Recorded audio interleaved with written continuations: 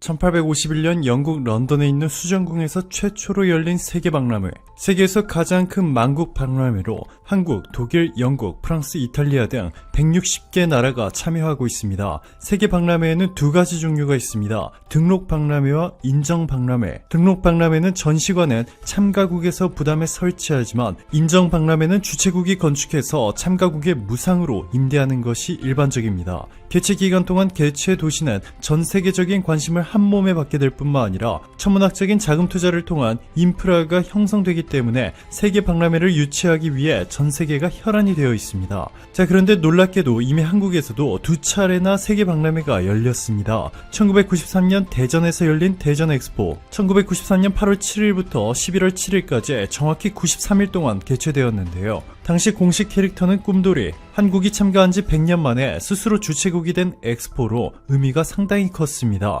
당시 한국 정부와 민간이 공동으로 1조 8천억 원을 투자했는데 허허벌판이었던 대전에 꿈돌이 동상과 엑스포 과학공원뿐만 아니라 엑스포를 전후로 고속도로와 일반도로 등 대대적인 인프라 구축이 이루어졌습니다. 대전 엑스포는 한국이 전두환 정권의 오랜 독재에서 벗어나 민주주의 정권 하에서 개최된 첫 국제 행사라는 점에서 더욱 뜻깊었는데요. 지금의 LG죠. 럭키금성그룹이 테크노피아를, 삼성그룹이 우주탐험관의 스폰을 맡았습니다. 대전 엑스포는 그야말로 대박이었습니다. 당시 전세계 누구도 한국이라는 나라가 도대체 어디에 붙어있는지조차 몰랐던 시절 전세계인들의 머릿속에 한국이 얼마나 빠르게 발전하고 있는지를 각인시켰습니다. 세계 108개국과 33개 국제기구에서 참여했는데 관람객이 무려 1450만 명을 기록하며 역대급 성과를 거두었습니다. 역사상 가장 성공적이었던 엑스포로 꼽히고 있는 리스본 엑스포도 관람객 1000만 명이었는데 대전 엑스포는 이 기록을 압도적으로 넘어섰습니다. 대전 엑스포를 성공적으로 마친 뒤 대전시는 대전광역시로 승격됐고 지금은 인구 150만 명이 거주하고 있는 한국 과학의 도시로 눈부신 발전을 거두었습니다. 두 번째 한국에서 열린 세계박람회는 2012 여수엑스포, 2007년 노무현 전 대통령이 여수엑스포를 유치하는 데 성공했습니다. 유치 과정은 불가능에 가까워 보였는데 기적이 일어난 것이죠. 여수엑스포 유치를 주도한 노무현 전 대통령은 전 국민이 여수엑스포 유치를 간절히 소망했고 정부도 적극적으로 뒷받침했다. 여수가 엑스포를 유치하게 되면 참가한 모든 국가는 물론 전 세계 인류에게 이익이 되는 성공적인 엑스포를 치러낼 것. 여수엑스포 유치를 책임지고 있는 장관이 있습니다만 제가 직접 시시때때로 진행 상황을 점검하고 있다. 여수는 제가 항상 자랑스럽게 생각하는 아주 아름다운 바다를 가지고 있다. 여수와 이어져 있는 아름다운 한려수도의 한쪽 끝에 있는 남해가 제 고향입니다. 라고 전했습니다. 그리고 결국 노무현 전 대통령의 이러한 노력에 결실을 맺었습니다. 세계박람회 기구는 2007년 11월 27일 프랑스 파리의 컨벤션 센터 팔레 드 콩그레에서 제142차 총회를 열어 2차 결선 투표를 했는데 모로코의 탕헤르를 14표 차로 누르고 여수가 엑스포 개최 도시로 확정되자 손에 땀을 쥔 채로 투표 결과를 기다리던 한국 참가단과 국민 응원단 600여 명의 일제히 태극기를 흔들며 만세를 불렀습니다. 전남 순천에서 온 국민 응원단 원씨는 너무 좋아 말이 안 나와요. 역사적 현장에 있을 수 있다는 것이 영광입니다. 전했고 여수 시민들은 여수 세계박람회 유치 우리가 해냈습니다. 라고 쓰여진 현수막을 흔들며 환호성을 질렀습니다. 과거 황량했던 바닷가에는 여수 엑스포타워를 중심으로 다양한 전시관 등 최첨단 전시시설들이 생겨났습니다. 박람회장 부지는 본 행사장만 97만 1000제곱미터, 장외주차장 44만 제곱미터, 사후 활용 부지 18만 2000제곱미터 등 총 159만 3000제곱미터에 달했습니다. 해양 박물관과 아쿠아리움, 수상퍼팅장과 마리나 등 레저시설 전망 곤돌라와 관광 유람선 등 관광시설 등이 바다와 어울리는 동시에 바다를 매립하지 않고 친환경적으로 조성됐습니다. 2007년 여수가 개최지로 확정된 이후 4년 반 만에 여수는 그야말로 국제적인 관광 레저시설을 갖춘 미래형 해양도시로 탈바꿈했습니다.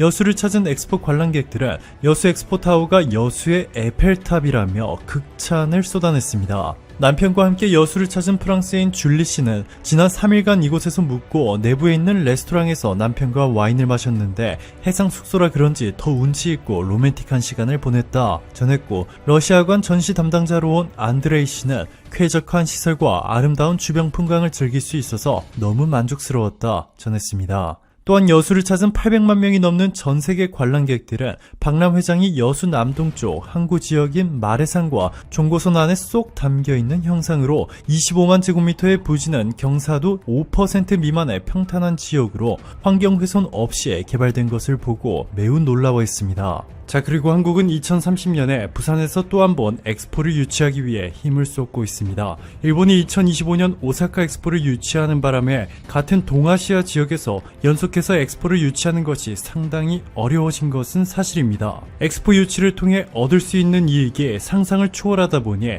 러시아도 모스크바에서 박람회를 유치하겠다고 공식 발표했고 향후 많은 나라들이 경쟁에 참여할 것으로 전망되고 있습니다. 그런데 국제올림픽위원회와는 다르게 엑스포를 주관하는 국제박람회 기구는 지역 안배를 고려하지 않는 것으로 유명하고 최근 강경화 장관이 두바이행 비행기에 올라타면서 상황이 완전히 역전됐습니다. 강경화 장관은 두바이 엑스포 2020 현장을 방문해 한국관 현장을 시찰했고 림빈트 이브라힘 알하시미 국제협력 장관 겸 두바이 엑스포 위원장과 회담을 가졌습니다.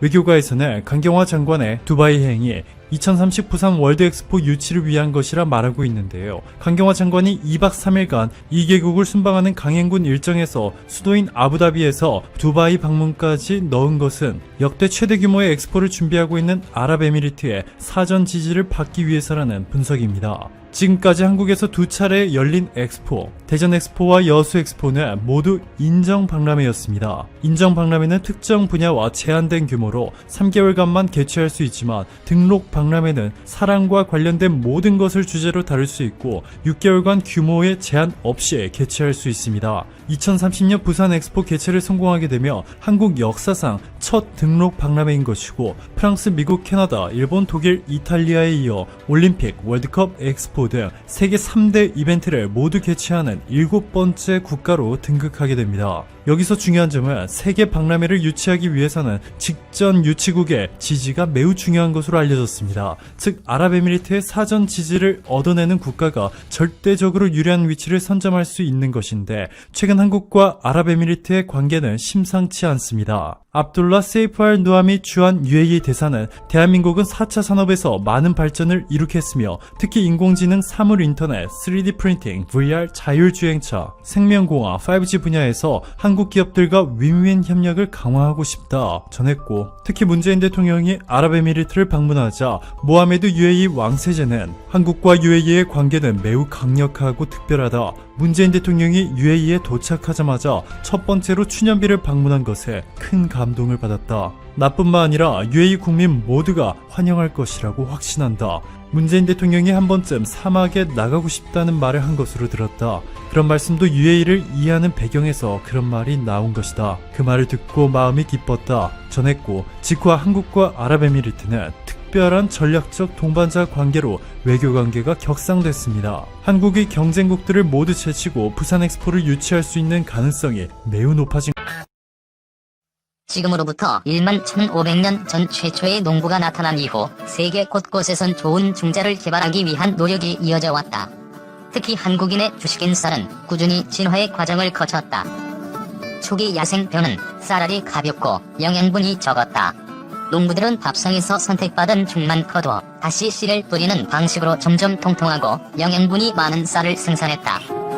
특히 유전자 연구가 활발해지면서 서로 다른 두 품종을 교배해 각각의 장점만 가진 새로운 종을 창조해내는 육정법이 발달했다.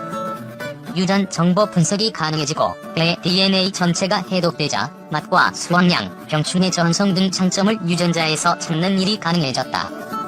예를 들어 한국과 중국, 일본인들이 많이 먹는 둥근 쌀 자포니카는 야생배에는 없는 꽃꽃이 자라는 유전자와 종자 껍질이 하얀 유전자, 작물로부터 나달이 떨어지지 않는 비타입 유전자 등을 가졌다.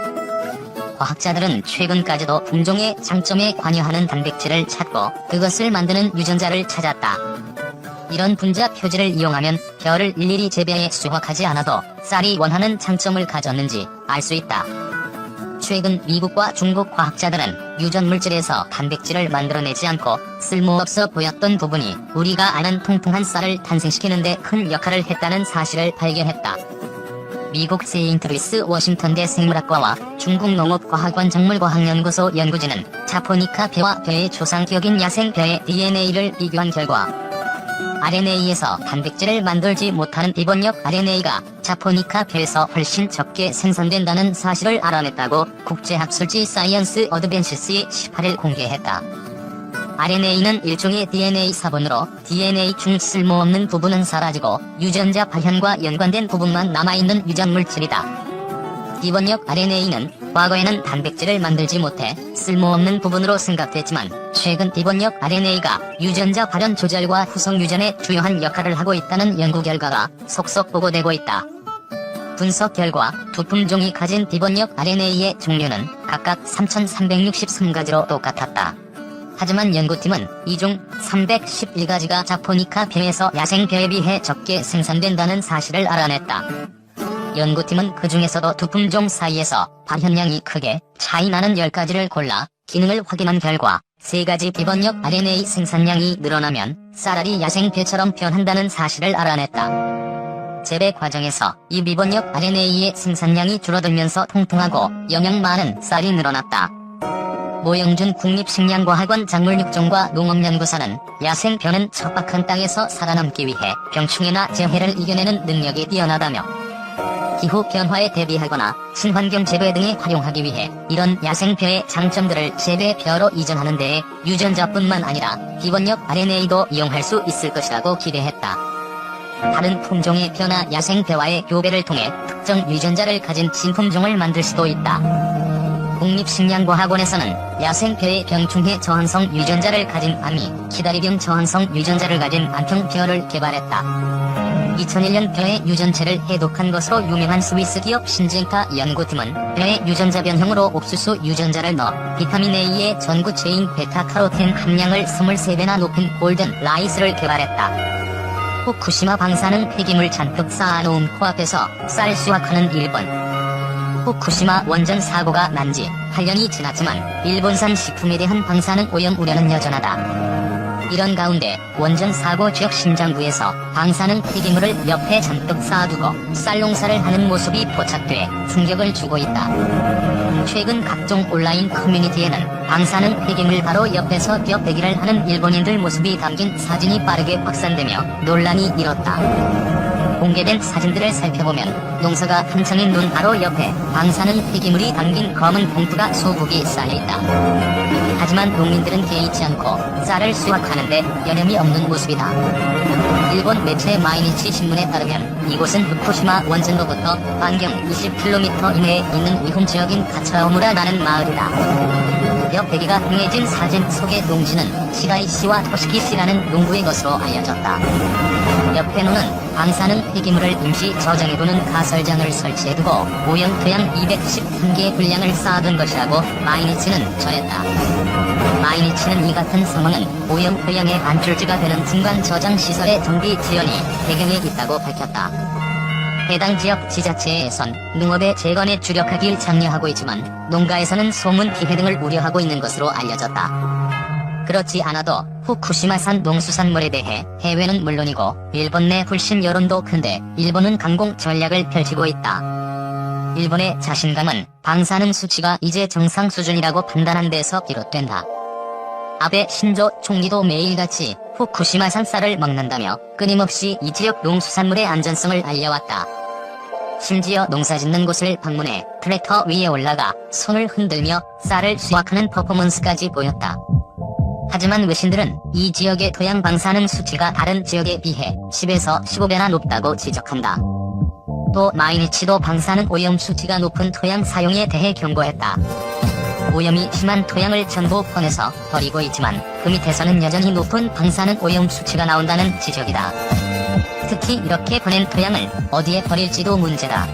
현재는 후쿠시마 내 10만 5천여 곳의 임시 보관소에 나눠서 보관 중이다. 그래봐야 인적이 드문 주차장과 길가 한편에 방수천을 씌워놓거나 남의 집 앞에 떡하니 가져다 놓는 수준으로 주민들의 원성을 사고 있다. 이로 인해 또 다른 방사능 유출이 되는 것 아니냐는 목소리도 나온다.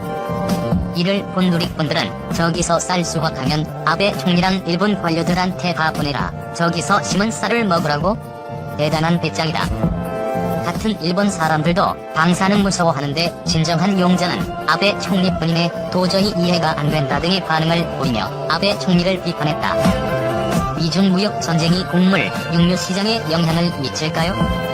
대각 단축이 500억 달러 관세를 발효한 데 이어 중국이 미국 농산물에 대한 보복 관세를 위협하고 있는 상황인 만큼